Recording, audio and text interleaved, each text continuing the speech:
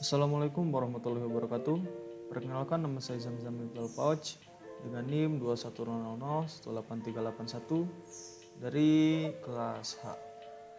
Di sini saya akan menjelaskan tentang penguasaan materi pertemuan 1 sampai 4 mata kuliah pemrograman web. Yang pertama itu, pada pertemuan pertama kita membahas tentang sejarah dan perkembangan teknologi web, yang membahas tentang teknologi internet, aplikasi berbasis internet, perkembangan web, dan istilah dalam internet. Yang pertama tentang teknologi internet. Pengertian internet. Internet memiliki dua pengertian. Yang pertama itu ada international networking, yang kedua ada interconnected networking. International networking merupakan dua komputer atau lebih yang saling berhubungan membentuk jaringan komputer hingga meliputi jutaan komputer di dunia internasional yang saling berinteraksi dan bertukar informasi. Interconnected networking merupakan sistem berkomunikasi global yang menghubungkan komputer-komputer dan jaringan-jaringan komputer di seluruh dunia. Dilanjut dengan sejarah perkembangan internet. Departemen Pertahanan Amerika Dapra pada tahun 1969 membentuk suatu jaringan komputer yang disebut dengan ARPANET untuk memungkinkan personil militer dan peneliti sipil bertukar informasi yang berkaitan dengan hal militer. Melalui proyek ARPA ini, mereka mendemonstrasikan hardware dan software komputer yang berbasis Unix dapat melakukan komunikasi dalam jarak tak terhingga melalui saluran komputer, melalui saluran telepon. Pada tahun 1970, sudah lebih dari 10 komputer yang berhasil dihubungkan satu sama lain, sehingga mereka bisa saling berkomunikasi dan membentuk sebuah jaringan. Tahun 1972, Roy Tomlinson berhasil menyempurnakan program email yang ia ciptakan setahun lalu untuk ARPANET. Pada tahun yang sama, ikon @ juga diperkenalkan sebagai lambang penting yang menunjukkan @ atau pada. Pada tahun 1973, jaringan komputer ARPANET mulai dikembangkan di luar Amerika Serikat. Computer University College di London merupakan komputer pertama yang ada di luar Amerika yang menjadi anggota jaringan ARPANET. Pada tahun 1977, sudah lebih dari 100 komputer yang bergabung di ARPANET membentuk sebuah jaringan atau network. Pada tahun 1979, Tom Truscott, Jim Ellis, dan Steve Belovin menciptakan newsgroup pertama yang diberi nama dengan Usenet. Awal tahun 1980, jaringan ARPANET diubah menjadi TCP atau IP, dilanjutkan kembali dan dibiayai oleh NSF, bekerja sama dengan CSNet, dan berubah menjadi NSFNet. Pada tahun 1981, France Telkom menciptakan gebrakan dengan meluncurkan telepon televisi pertama, di mana orang bisa saling menelpon sambil berhubungan dengan video link, sehingga komputer yang terhubung mencapai 231 komputer. Pada tahun 1982 dibentuk Transmission Control Protocol atau TCP dan Internet Protocol atau IP. Di Eropa muncul jaringan komputer tandingan yang dikenal dengan UNET yang menyediakan jasa jaringan komputer di negara-negara Belanda, Inggris, Denmark, dan Swedia. Pada tahun 1986, jaringan komputer bertambah menjadi 2.308 komputer. Dan pada tahun 1990 adalah tahun yang paling bersejarah ketika tim Berners-Lee menemukan sebuah program editor dan browser yang bisa menjelajah antara satu komputer dengan komputer lainnya yang membentuk jaringan itu. Program inilah yang disebut WWW atau World Wide Web. Pada tahun 1993, jaringan komputer sudah mampu menghubungkan lebih dari 1,5 juta komputer. Untuk pembahasan yang kedua yaitu aplikasi yang berbasis dengan internet. Aplikasi atau layanan di internet yang pertama itu ada World Wide Web atau disebut dengan web. Yang pertama bisa mengakses informasi berupa teks, gambar, suara, film, dan lain-lain sebagainya. Biasa dikenal dengan sebutan web, website, situs web. Mengakses web bisa menggunakan software Chrome, Opera, Microsoft Edge, terus ada Firefox dan lain sebagainya. Yang kedua ada electronic email atau email, bisa disebut dengan email. Email adalah pesan yang dapat dikirimkan, diterima maupun disimpan dan sewaktu-waktu dapat diambil kembali oleh user melalui internet atau jaringan elektronik. Kita ada telnet. Dalam telnet kita bisa menggunakan komputer untuk berhubungan dengan komputer orang lain dan mencari atau mengambil informasi yang ada di komputer tersebut. Untuk melakukan telnet harus memiliki hak akses tertentu, misalnya administrator. Pengguna telnet pada suatu server harus diatur agar aman pada jaringannya. File Transfer Protocol atau FTP. Melalui FTP, user bisa mengirimkan data atau file dari suatu komputer ke server internet atau biasa disebut dengan upload, atau sebaliknya download. Contoh dari FTP yang berbeda itu ada WSFTP, ada QFTP, dan WinSCP, dan lain sebagainya. Ini ada Gopher, yaitu pengaksesan informasi hanya berupa teks. Selanjutnya ada chat, yaitu media yang dimana user bisa saling berkomunikasi dan berdiskusi dengan user lainnya. Yang terakhir ada newsgroup, yaitu ruang percakapan bagi user yang mempunyai kepentingan bersama. Yang ketiga ada perkembangan web. Tim Berners-Lee menulis proposal pertama untuk World Wide Web pada Maret 1989 dan proposal keduanya yaitu pada Mei 1990. Bersama dengan insinyur sistem Belgia yaitu Robert Caliau. Ini diformalkan sebagai proposal manajemen pada November 1990. Ini menguraikan konsep-konsep utama dan itu mendefinisikan istilah penting di balik web. Dokumen tersebut menggambarkan sebuah hypertext project yang disebut World Wide Web, di mana web dari hypertext dokumen dapat dilihat oleh browser. Pada akhir tahun 1990, tim Berners-Lee memiliki server web dan browser pertama dan berjalan di CERN, mendemonstrasikan ide-idenya. Ia mengembangkan kode untuk server webnya di komputer NeXT. Pada tahun 1991, Berners-Lee merilis perangkat lunak www-nya di browser line mode, perangkat lunak server web, dan perpustakaan untuk pengembang. Pada awal pengembangannya, sewaktu browser masih berbasis teks, hanya terdapat 50 website. Di akhir tahun 1995, jumlah ini telah berkembang mencapai sekitar 300.000 website. Sekarang, jumlah orang yang pemakaian web telah mencatat jutaan pemakai di seluruh dunia. Jadi ada istilah-istilah penting di internet atau web. Yang pertama itu ada website atau web page, itu tempat sekumpulan halaman web seseorang atau suatu perusahaan yang dikumpulkan dan dikemas. Yang selanjutnya ada homepage, yaitu istilah untuk menyebutkan halaman pertama yang akan muncul jika sebuah situs web diakses. Yang selanjutnya ada web agent, yaitu orang atau perangkat lunak yang mengambil peran di dalam ruang informasi web. Ini ada web browse, perangkat lunak yang digunakan untuk membaca dokumen web saat berselancar. Ini ada URI, Uniform Resource Identifier, terdiri atas string karakter yang digunakan untuk identifikasi atau memberi nama suatu resource di internet. URL, Universal Resource Locator, alamat yang unik dan khas setiap halaman dan situs dalam www. Misalnya ada hypertext, yaitu halaman dokumen web yang ditulis dengan format bahasa tertentu, misalnya HTML. Yang juga ada surfing, aktivitas menelusuri informasi di web untuk dapat mengirimkan informasi kembali kepada server untuk berinteraksi. Yang terakhir ada HTTP, yaitu protokol standar internet yang digunakan oleh www. Pada pembahasan minggu kedua yaitu tentang arsitektur pemrograman web, yang dimana membahas tentang konsep pemrograman berbasis web atau client server. Pertama, pembahasan itu tentang pengantar pemrograman web berbasis web, web development tools, profesi bidang web, fungsi dan jenis-jenis web. Pengertian pemrograman web. Pemahaman tentang pemrograman web.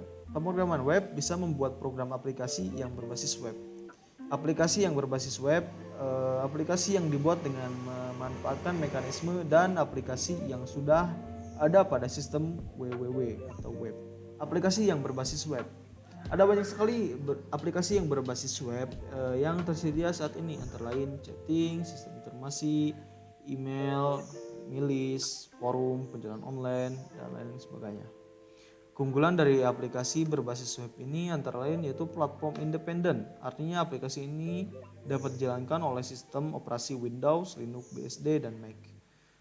Yang kedua adalah web development tools, itu browser. Browser merupakan software yang digunakan untuk mengakses atau menampilkan halaman web.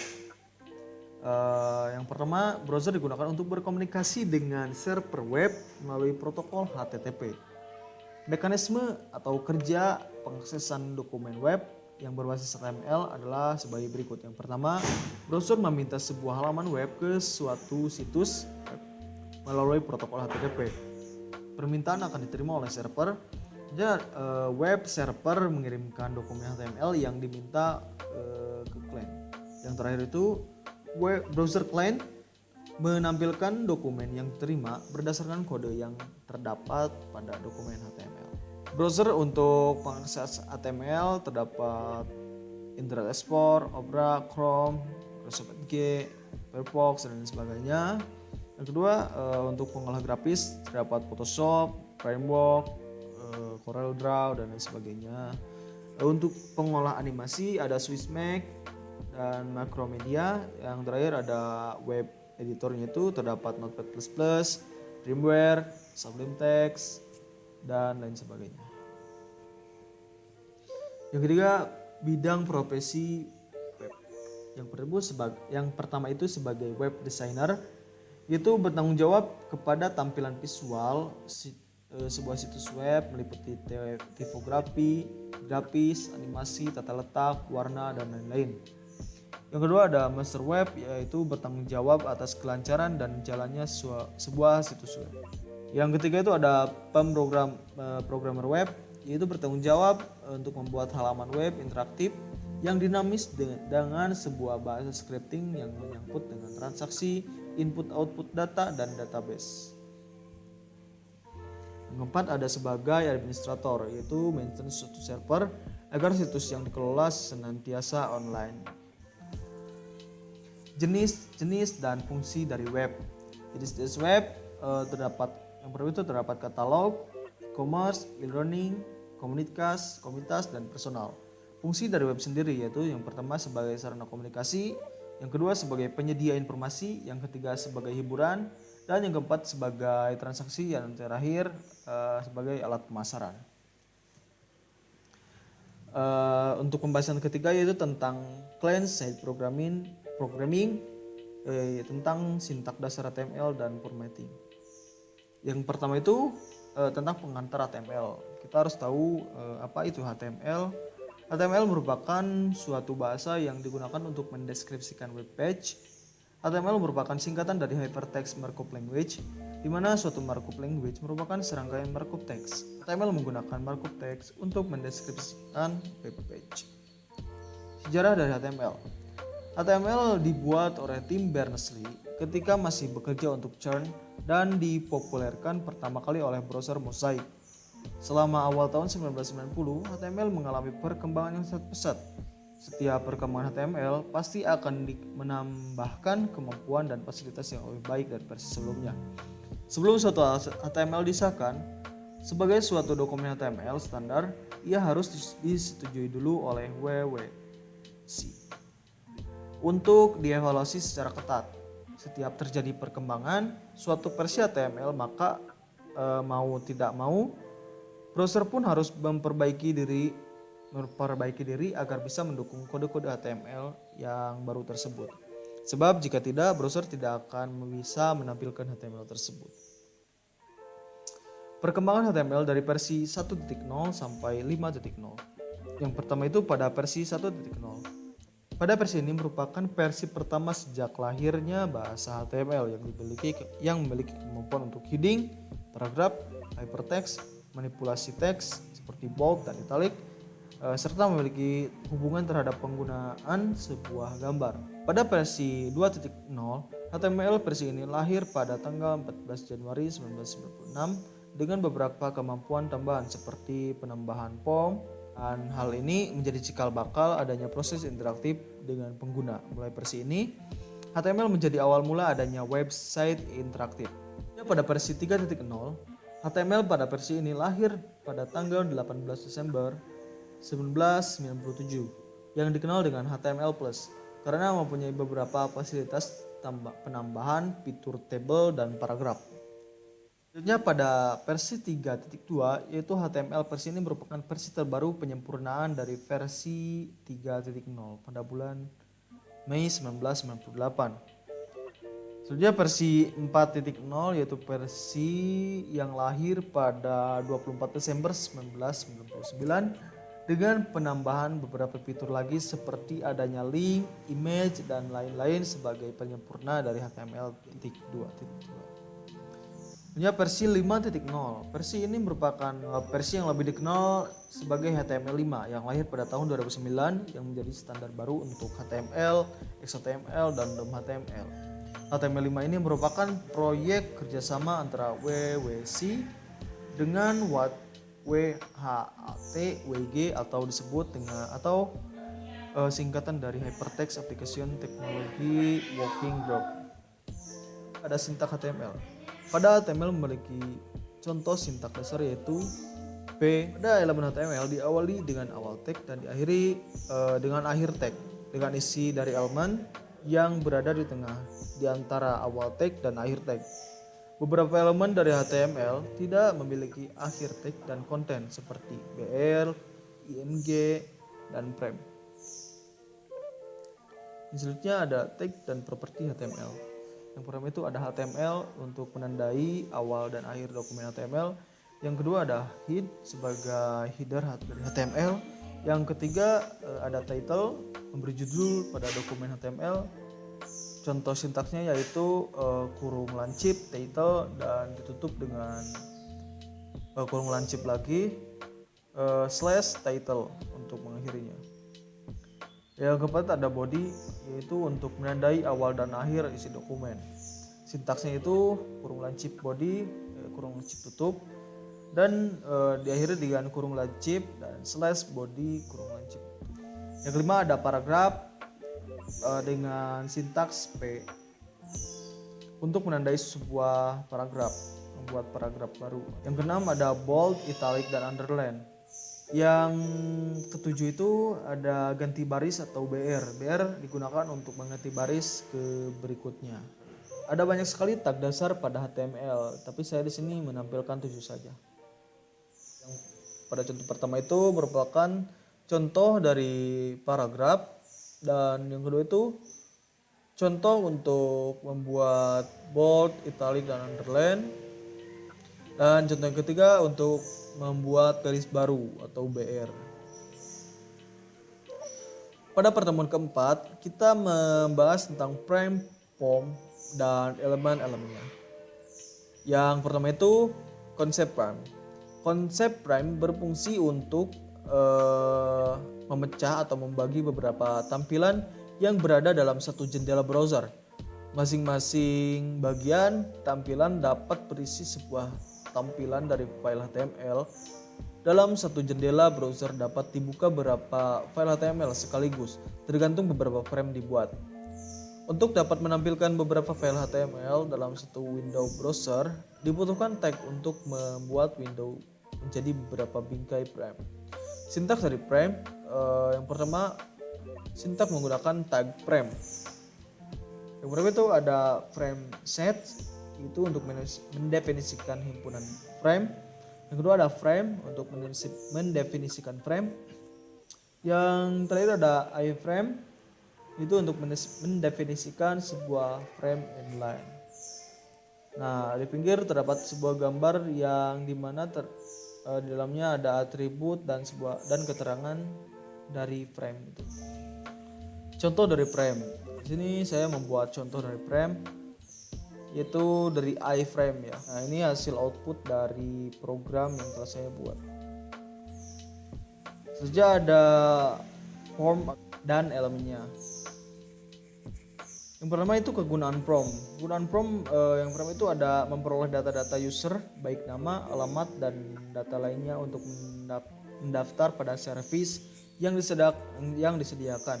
Yang kedua untuk memperoleh informasi dari customer secara online. Yang ketiga itu untuk memperoleh feedback dari user mengenai website kita.